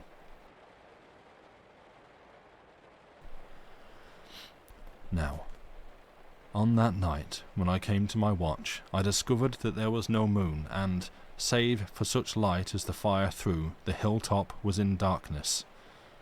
Yet this was no great matter to trouble me, for we had been unmolested since the burning of the fungi in the valley, and thus I had lost much of the haunting fear which had beset me upon the death of Job. Yet, though I was not so much afraid as I had been, I took all precautions that suggested themselves to me, and built up the fire to a goodly height, after which I took my cut and thrust, and made the round of the camping place. At the edges of the cliffs, which protected us on three sides, I made some pause, staring down into the darkness, and listening, though this latter was of but small use because of the strength of the wind which roared continually in my ears. Yet though I neither saw nor heard anything, I was presently possessed of a strange uneasiness, which made me return twice or thrice to the edge of the cliffs, but always without seeing or hearing anything to justify my superstitions. And so, presently, being determined to give way to no fancifulness, I avoided the boundary of cliffs, and kept more to that part which commanded the slope, up and down which we made our journeys to and from the island below. Then, it would be near halfway through my time of watching, there came to me, out of the immensity of weed that lay to leeward, a far distant sound that grew upon my ear, rising and rising into a fearsome screaming and shrieking, and then dying away into the distance in queer sobs, and so at last to a note below that of the winds. At this, as might be supposed, I was somewhat shaken in myself to hear so dread a noise coming out of all that desolation, and then suddenly the thought came to me of that the screaming was from the ship to leeward of us, and I ran immediately to the edge of the cliff overlooking the weed, and stared into the darkness. But now I perceived by a light which burned in the hulk that the screaming had come from some place a great distance to the right of her, and more, as my sense assured me, it could by no means have been possible for those in her to have sent their voices to me against such a breeze as blew at that time. And so, for a space, I stood nervously pondering and peering away into the blackness of the night. Thus, in a little, I perceived a dull glow upon the horizon, and presently there rose into view the upper edge of the moon, and a very welcome sight it was for me, for I had been upon the point of calling the boatswain to inform him regarding the sound which I had heard, but I had hesitated, being afraid to seem foolish if nothing should befall. Then, even as I stood watching the moon rise into view, there came again to me the beginning of that screaming, somewhat like to the sound of a woman sobbing with a giant's voice, and it grew and strengthened until it pierced through the roar of the wind with an amazing clearness, and then slowly, and seeming to echo and echo, it sank away into the distance, and there was again in my ears no sound beyond that of the wind. At this, having looked fixedly in the direction from which the sound had proceeded, I ran straight away to the tent and roused the boatswain, for I had no knowledge of what the noise might portend, and this second cry had shaken from me all my bashfulness. Now the boatswain was upon his feet almost before I had made an end of shaking him, and catching up his great cutlass, which he kept always by his side, and followed me swiftly out onto the hilltop. Here I explained to him that I had heard a very fearsome sound which had appeared to proceed out of the vastness of the weed continent, and that, upon a repetition of the noise, I had decided to call him, for I knew not but it might signal to us some coming danger. At that the boatswain commended me, though chiding me in that I had hesitated to call him at the first occurrence of the crying, and then, following me to the edge of the leeward cliff, he stood there with me, waiting and listening. Perchance there might come again a recurrence of the noise. For perhaps something over an hour we stood there very silent and listening, but there came to us no sound beyond the continuous noise of the wind, and so by that time, having grown somewhat impatient of waiting, and the moon being well risen, the boatswain beckoned to me to make the round of the camp with him. Now, just as I turned away, chancing to look downward at the clear water directly below, I was amazed to see that an innumerable multitude of great fish, like unto those which I had seen on the previous night, were swimming from the weed continent towards the island.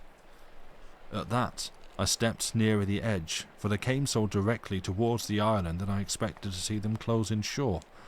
Yet I could not perceive one, for they seemed all of them to vanish at a point some 30 yards distant from the beach, and at that, being amazed by both the numbers of the fish and their strangeness, and the way in which they came on continually, yet never reached the shore, I called to the boatswain to come and see, for he had gone on a few paces. Upon hearing my call he came running back, whereat I pointed into the sea below. At that he stooped forward and peered very intently, and I with him. Yet neither one of us could discover the meaning of so curious an exhibition, and so for a while we watched, the boatswain being quite so much interested as I. Presently, however, he turned away, saying that we did foolishly to stand here peering at every curious sight, when we should be looking to the welfare of the camp, and so we began to go the round of the hilltop. Now, whilst we had been watching and listening, we had suffered the fire to die down to a most unwise lowness, and consequently, though the moon was rising, there was by no means the same brightness that should have made the camp light.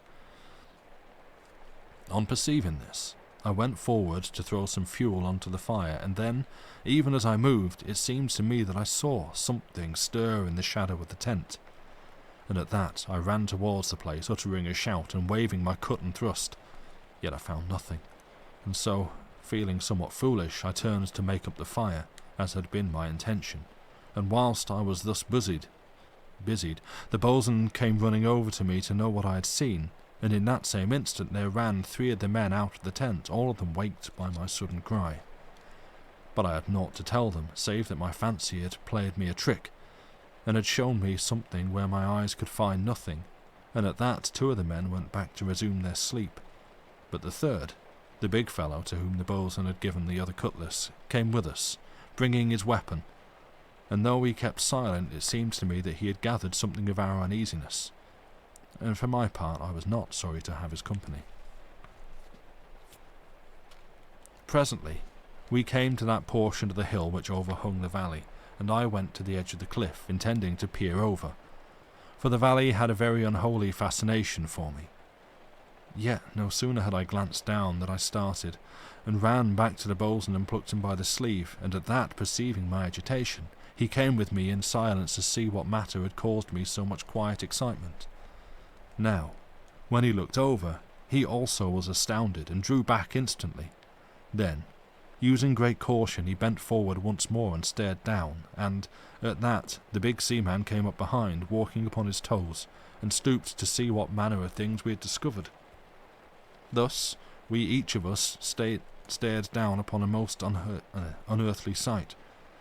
For the valley, all beneath us, was a swarm with moving creatures, white and unwholesome in the moonlight, and their movements were somewhat like the movements of monstrous slugs, though the things themselves had no resemblance to such in their contours, but minded me of naked humans, very fleshy and crawling upon their stomachs, yet their movements lacked not a surprising rapidity.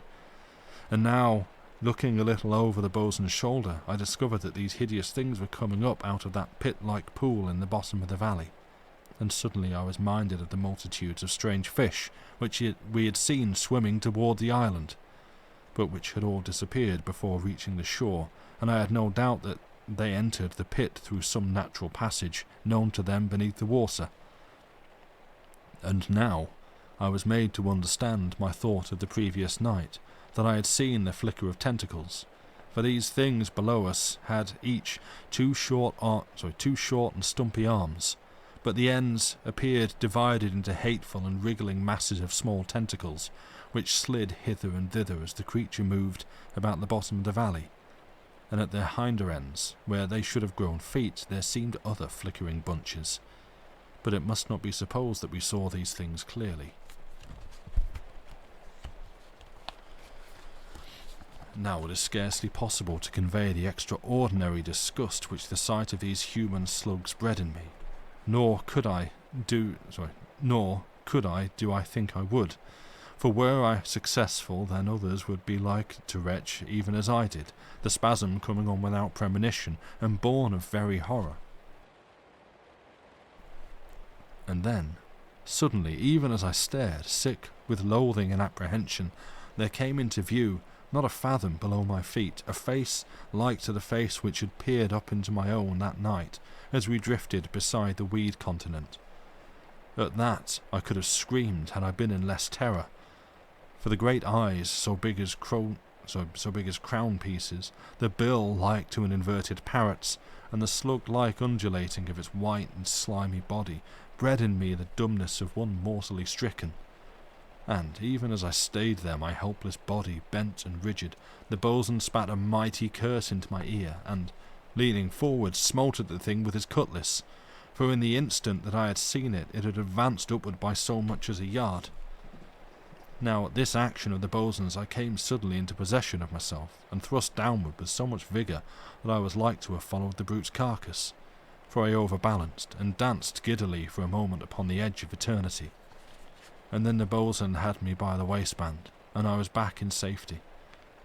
But in that instant through which I had struggled for my balance, I had discovered that the face of the cliff was near hid with the number of the things which were making up to us, and I turned to the bosun, crying out to him that there were thousands of them swarming up to us.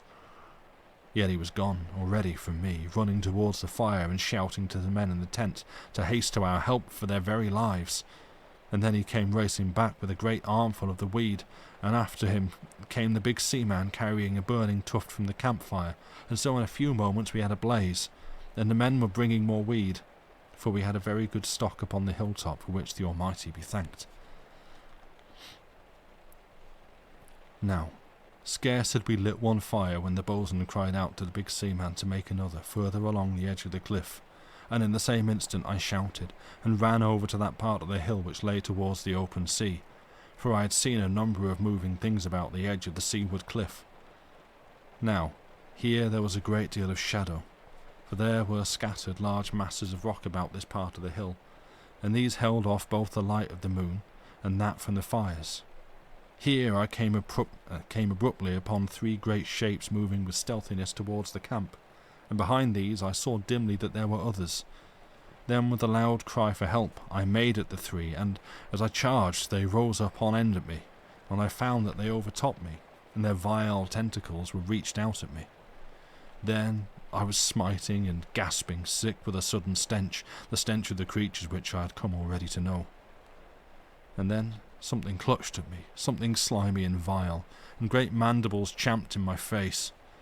But I stabbed upward, and the thing fell from me, leaving me dazed and sick, and smiting weakly. Then there came a rush of feet behind, and a sudden blaze, and the bosun crying out encouragement, and directly he and the big seaman thrust themselves in front of me, hurling from them great masses of burning weed, which they had borne, each of them, up a long reed. and immediately the things were gone, slithering hastily down over the cliff edge. And so, presently, I was more my own man, and made to wipe from my throat the slime left by the clutch of the monster, and afterwards I ran from fire to fire with weed, feeding them, and so a space passed, during which we had safety, for by that time we had fires all about the top of the hill, and the monsters were in mortal dread of fire, else we had all been dead, all of us that night.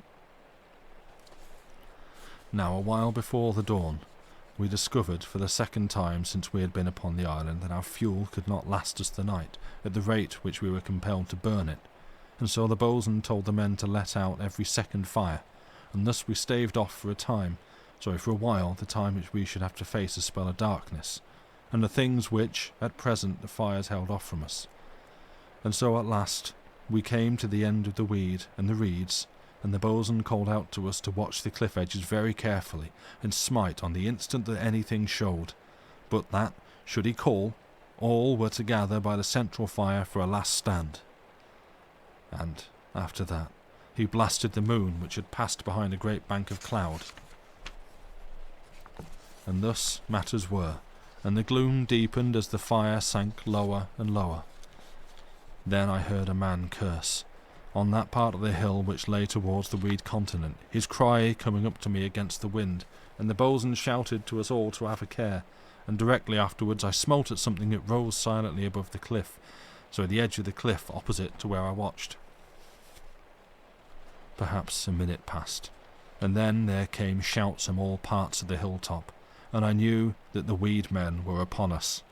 And in the same instant there came two above the edge near me, rising with a ghostly quietness, yet moving lithely. Now the first I pierced somewhere in the throat, and it fell backwards, but the second, though I thrust it through, caught my blade with a bunch of its tentacles, and was like to have snatched it from me, but that I kicked it in the face, and at that, being, I believe, more astonished than hurt, it loosed my sword, and immediately fell away out of sight. Now this had taken, in all, no more than some 10 seconds.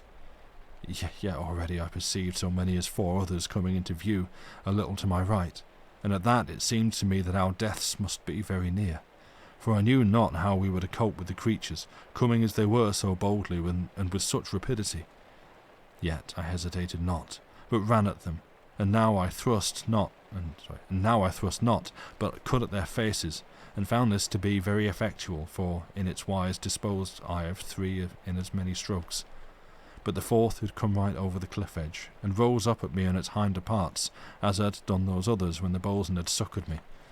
At that I gave way, having a very lively dread. But hearing all about me the cries of conflict, I knew that I could expect no help. I made at the brute. Then, as it stooped and reached out one of its bunches of tentacles, I sprang back and slashed at them, and immediately it followed up by a thrust in. I followed up by a thrust in the stomach, and at that it collapsed into a writhing white ball that rolled this way and that, and so in its agony coming to the edge of the cliff, it fell over, and I was left, sick and near helpless, with the hateful stench of the brutes. Now by this time all the fires about the edge of the hill were sunken into dull glowing mounds of embers, though that which burnt near to the entrance of the tent was still of a good brightness. Yet this helped us but little, for we fought too far beyond the immediate circle of its beams to have benefit of it.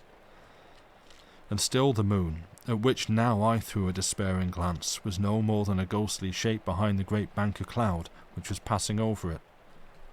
Then, even as I looked upward, glancing as it might be over my left shoulder, I saw with a sudden horror that something had come anigh me, and upon the instant I caught the reek of the thing, and leapt fearfully to one side, turning as I sprang. Thus I was saved in the very moment of my destruction, for the creature's tentacles smeared the back of my neck as I leapt, and then I had smitten once and again, and conquered.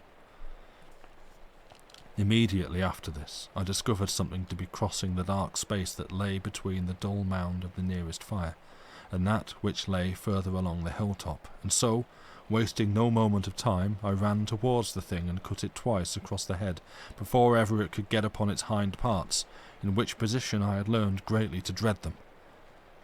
Yet no sooner had I slain this one than there came a rush of maybe a dozen upon me. these having climbed silently over the cliff edge in the meanwhile. At this, I dodged and ran madly towards the glowing mound of the nearest fire, the brutes following me almost so quick as I could run. But I came to the fire the first, and then, a sudden thought coming to me, I thrust the point of my cut-and thrust among the embers and switched a great shower of them at the creatures, and at that I had a momentary clear vision of many white, hideous faces stretched out towards me, and brown, champing mandibles which had the upper beak shutting into the lower, and the clumped, wriggling tentacles were all aflutter. Then the gloom came again, but immediately I switched another and yet another shower of the burning embers towards them, and so directly I saw them give back, and then they were gone. At this, all about the edges of the hilltop I saw the fires being scattered in like manner, for others had adopted this device to help them in their sore straits. For a little after this, I saw I had a short breathing space, the brutes seeming to have taken fright. Yet I was full of trembling, and I glanced hither and thither, not knowing when some one or more of them would come upon me. And ever I glanced towards the moon, and prayed the Almighty that the clouds would pass quickly, else should we be all dead men. And then, as I prayed, there rose a sudden, very terrible scream from one of the men, and in the same moment there came something over the edge of the cliff fronting me. But I cleft it, or ever it could rise higher, and in my ears there echoed still the sudden scream which had come from that part of the hill which lay to the left of me. Yet I dared not leave my station, for to have done so would have been to have risked all, and so I stayed, tortured by the strain of ignorance and my own terror. Again, I had a little spell in which I was free from molestation, nothing coming into sight so far as I could see to right or left of me, though others were less fortunate, as the curses and sounds of blows told me. And then, abruptly there came another cry of pain, and I looked up again to the moon, and prayed aloud that it might come out to show some light before we were all destroyed. But it remained hid. Then a sudden thought came into my brain, and I shouted at the top of my voice to the boatswain to let the great crossbow to set the great crossbow upon the central fire, for thus we should have a big blaze, the wood being very nice and dry. Twice I shouted to him, saying, "Burn the bow! Burn the bow!" And immediately he replied, shouting to all the men to run to him and carry it to the fire. And this we did, and bore it to the central fire, and then ran back with all speed to our places. Thus, in a minute we had some light, and the light grew as the fire took hold of the great log, the wind fanning it to a blaze. And so I faced outwards, looking to see if any vile face showed above the edge before me, or to my right or left. Yet I saw nothing, save, as it seemed to me, once a fluttering tentacle came up a little to my right, but nothing else for a space. Perhaps it was near 5 minutes later that there came another attack, and in this I came near to losing my life, through my folly in venturing too near to the edge of the cliff. For suddenly there shot up from out of the darkness below a clump of tentacles and caught me about the left ankle, and immediately I was pulled into a sitting posture, so that both my feet were over the edge of the precipice, and it was only by the mercy of God that I had not plunged head foremost into the valley.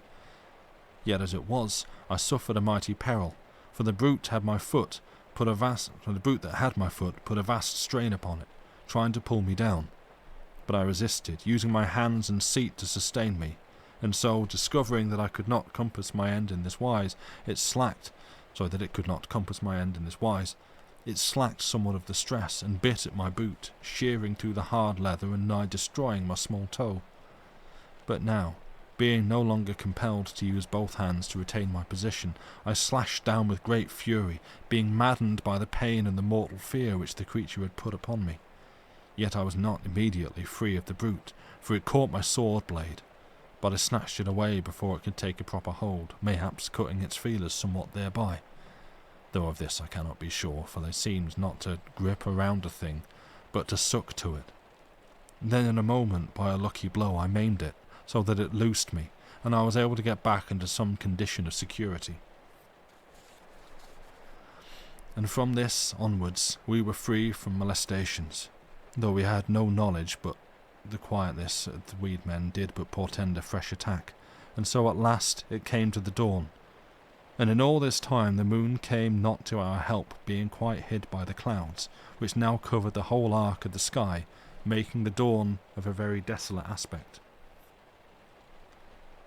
And so soon as there was a sufficiency of light, we examined the valley. But there were nowhere any of the weed men, no, nor even any of their dead, for it seemed that they had carried off all such of their wounded, and so we had no opportunity to make an examination of the monsters by daylight. Yet though we could not come upon their dead, all about the edges of the cliffs was blood and slime, and from the latter there came ever the hideous stench which marked the brutes. But from this we suffered little, the wind carrying it far away to leeward, and filling our lungs with sweet and wholesome air. Presently, seeing that the danger was past, the boatswain called us to the centre fire, on which burnt still the remains of the great bow, and here we discovered for the first time that one of the men was gone from us. At that, we made search about the hilltop and afterwards in the valley and about the island, but found him not. And that brings us to the end of the chapter, and where I shall finish reading for tonight. Thank you for listening.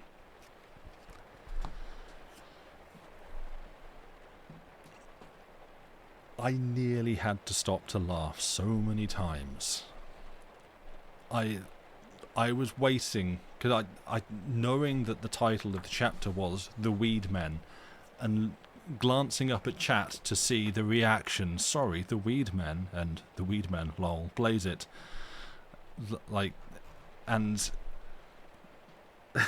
would you still love me, a horrible white slimy worm? Said Weed Idol with an admirably steady voice. There were a couple of pauses that I deliberately left in there because, yeah, there was some very good, like, yeah, the bit about like all of running up, like the captain and the other large lad all rocking up with their arms full of weed so they could have a large blaze atop the hill. I was like, oh, chat's gonna love this. We're blazing the Weed Island boys. Yeah, it's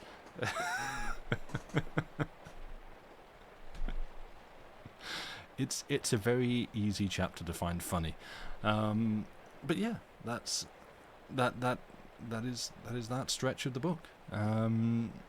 The weird, horrible, rancid, slimy, very pale weed lads coming out of Weed Island. Thanks for reading. You're welcome. It is fun, and I mean, not to pat myself on the back, but I felt like the accent held a little bit more steadily this time than in previous weeks. So you know, I'll take that. It felt a little bit more consistent. Apologies for various interruptions of like my nose running and stuff in the middle of that. I hope it wasn't too noticeable. Any of the things going on at this end. Oh, I see Joey has curled up on the blanket. He looks very cute. But yes, that was that. We have... What do I reckon? I reckon the next one... 67... Yeah, the next one should be the last part of this. Weed lads, weedity-doo. I don't know if there's a specific tune for which that is to be read, but I like it. Thank you, Lama. Very good. Yeah, the next part should be the end of this. Right, yes. Yeah, okay, good. Very good. But because it's been quite short, and Lucy spent like 18 months reading A Tale of Two Cities, what I was thinking I would do, I have at least the next part of this, because it's kind of written as a trilogy-ish. So it's what's, I believe, called the Trilogy of the Abyss, which is 3 stories written by William Hope Hodgson, all about weird nautical adventures. I don't know exactly how connected they are.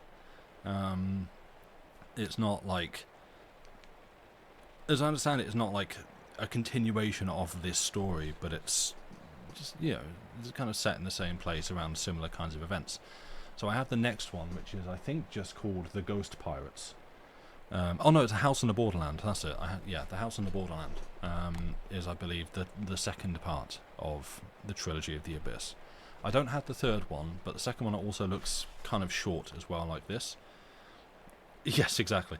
And so, I figured what I might try and do is do all three before I hand back to Lucy and go back to some short stories. So, yeah, we'll finish this one next week. I have the next one, and I'll need to acquire the third one. What I sadly don't have is the really, really fancy, pretty copy which exists online. There's like a... Are there Ghost Pirates? You want Ghost Pirates? Yes, I think the third one is called The Ghost Pirates. I think. I'm not sure. I'll need to look and remind myself. But, there was a really lovely looking edition. I really wanted a fancy copy. But it costs... It's like... not in print anymore, so used copies are several hundreds of pounds. It's very nice and very unaffordable. Whereas, as I've lamented before, these ones that I have, certainly this one that I'm reading from here, for the Boats of the Glen Carrig, is very much it's an extremely thin, flimsy, like, I don't want to say disposable, because books shouldn't be disposable, they should be loved and cared for, but this is very much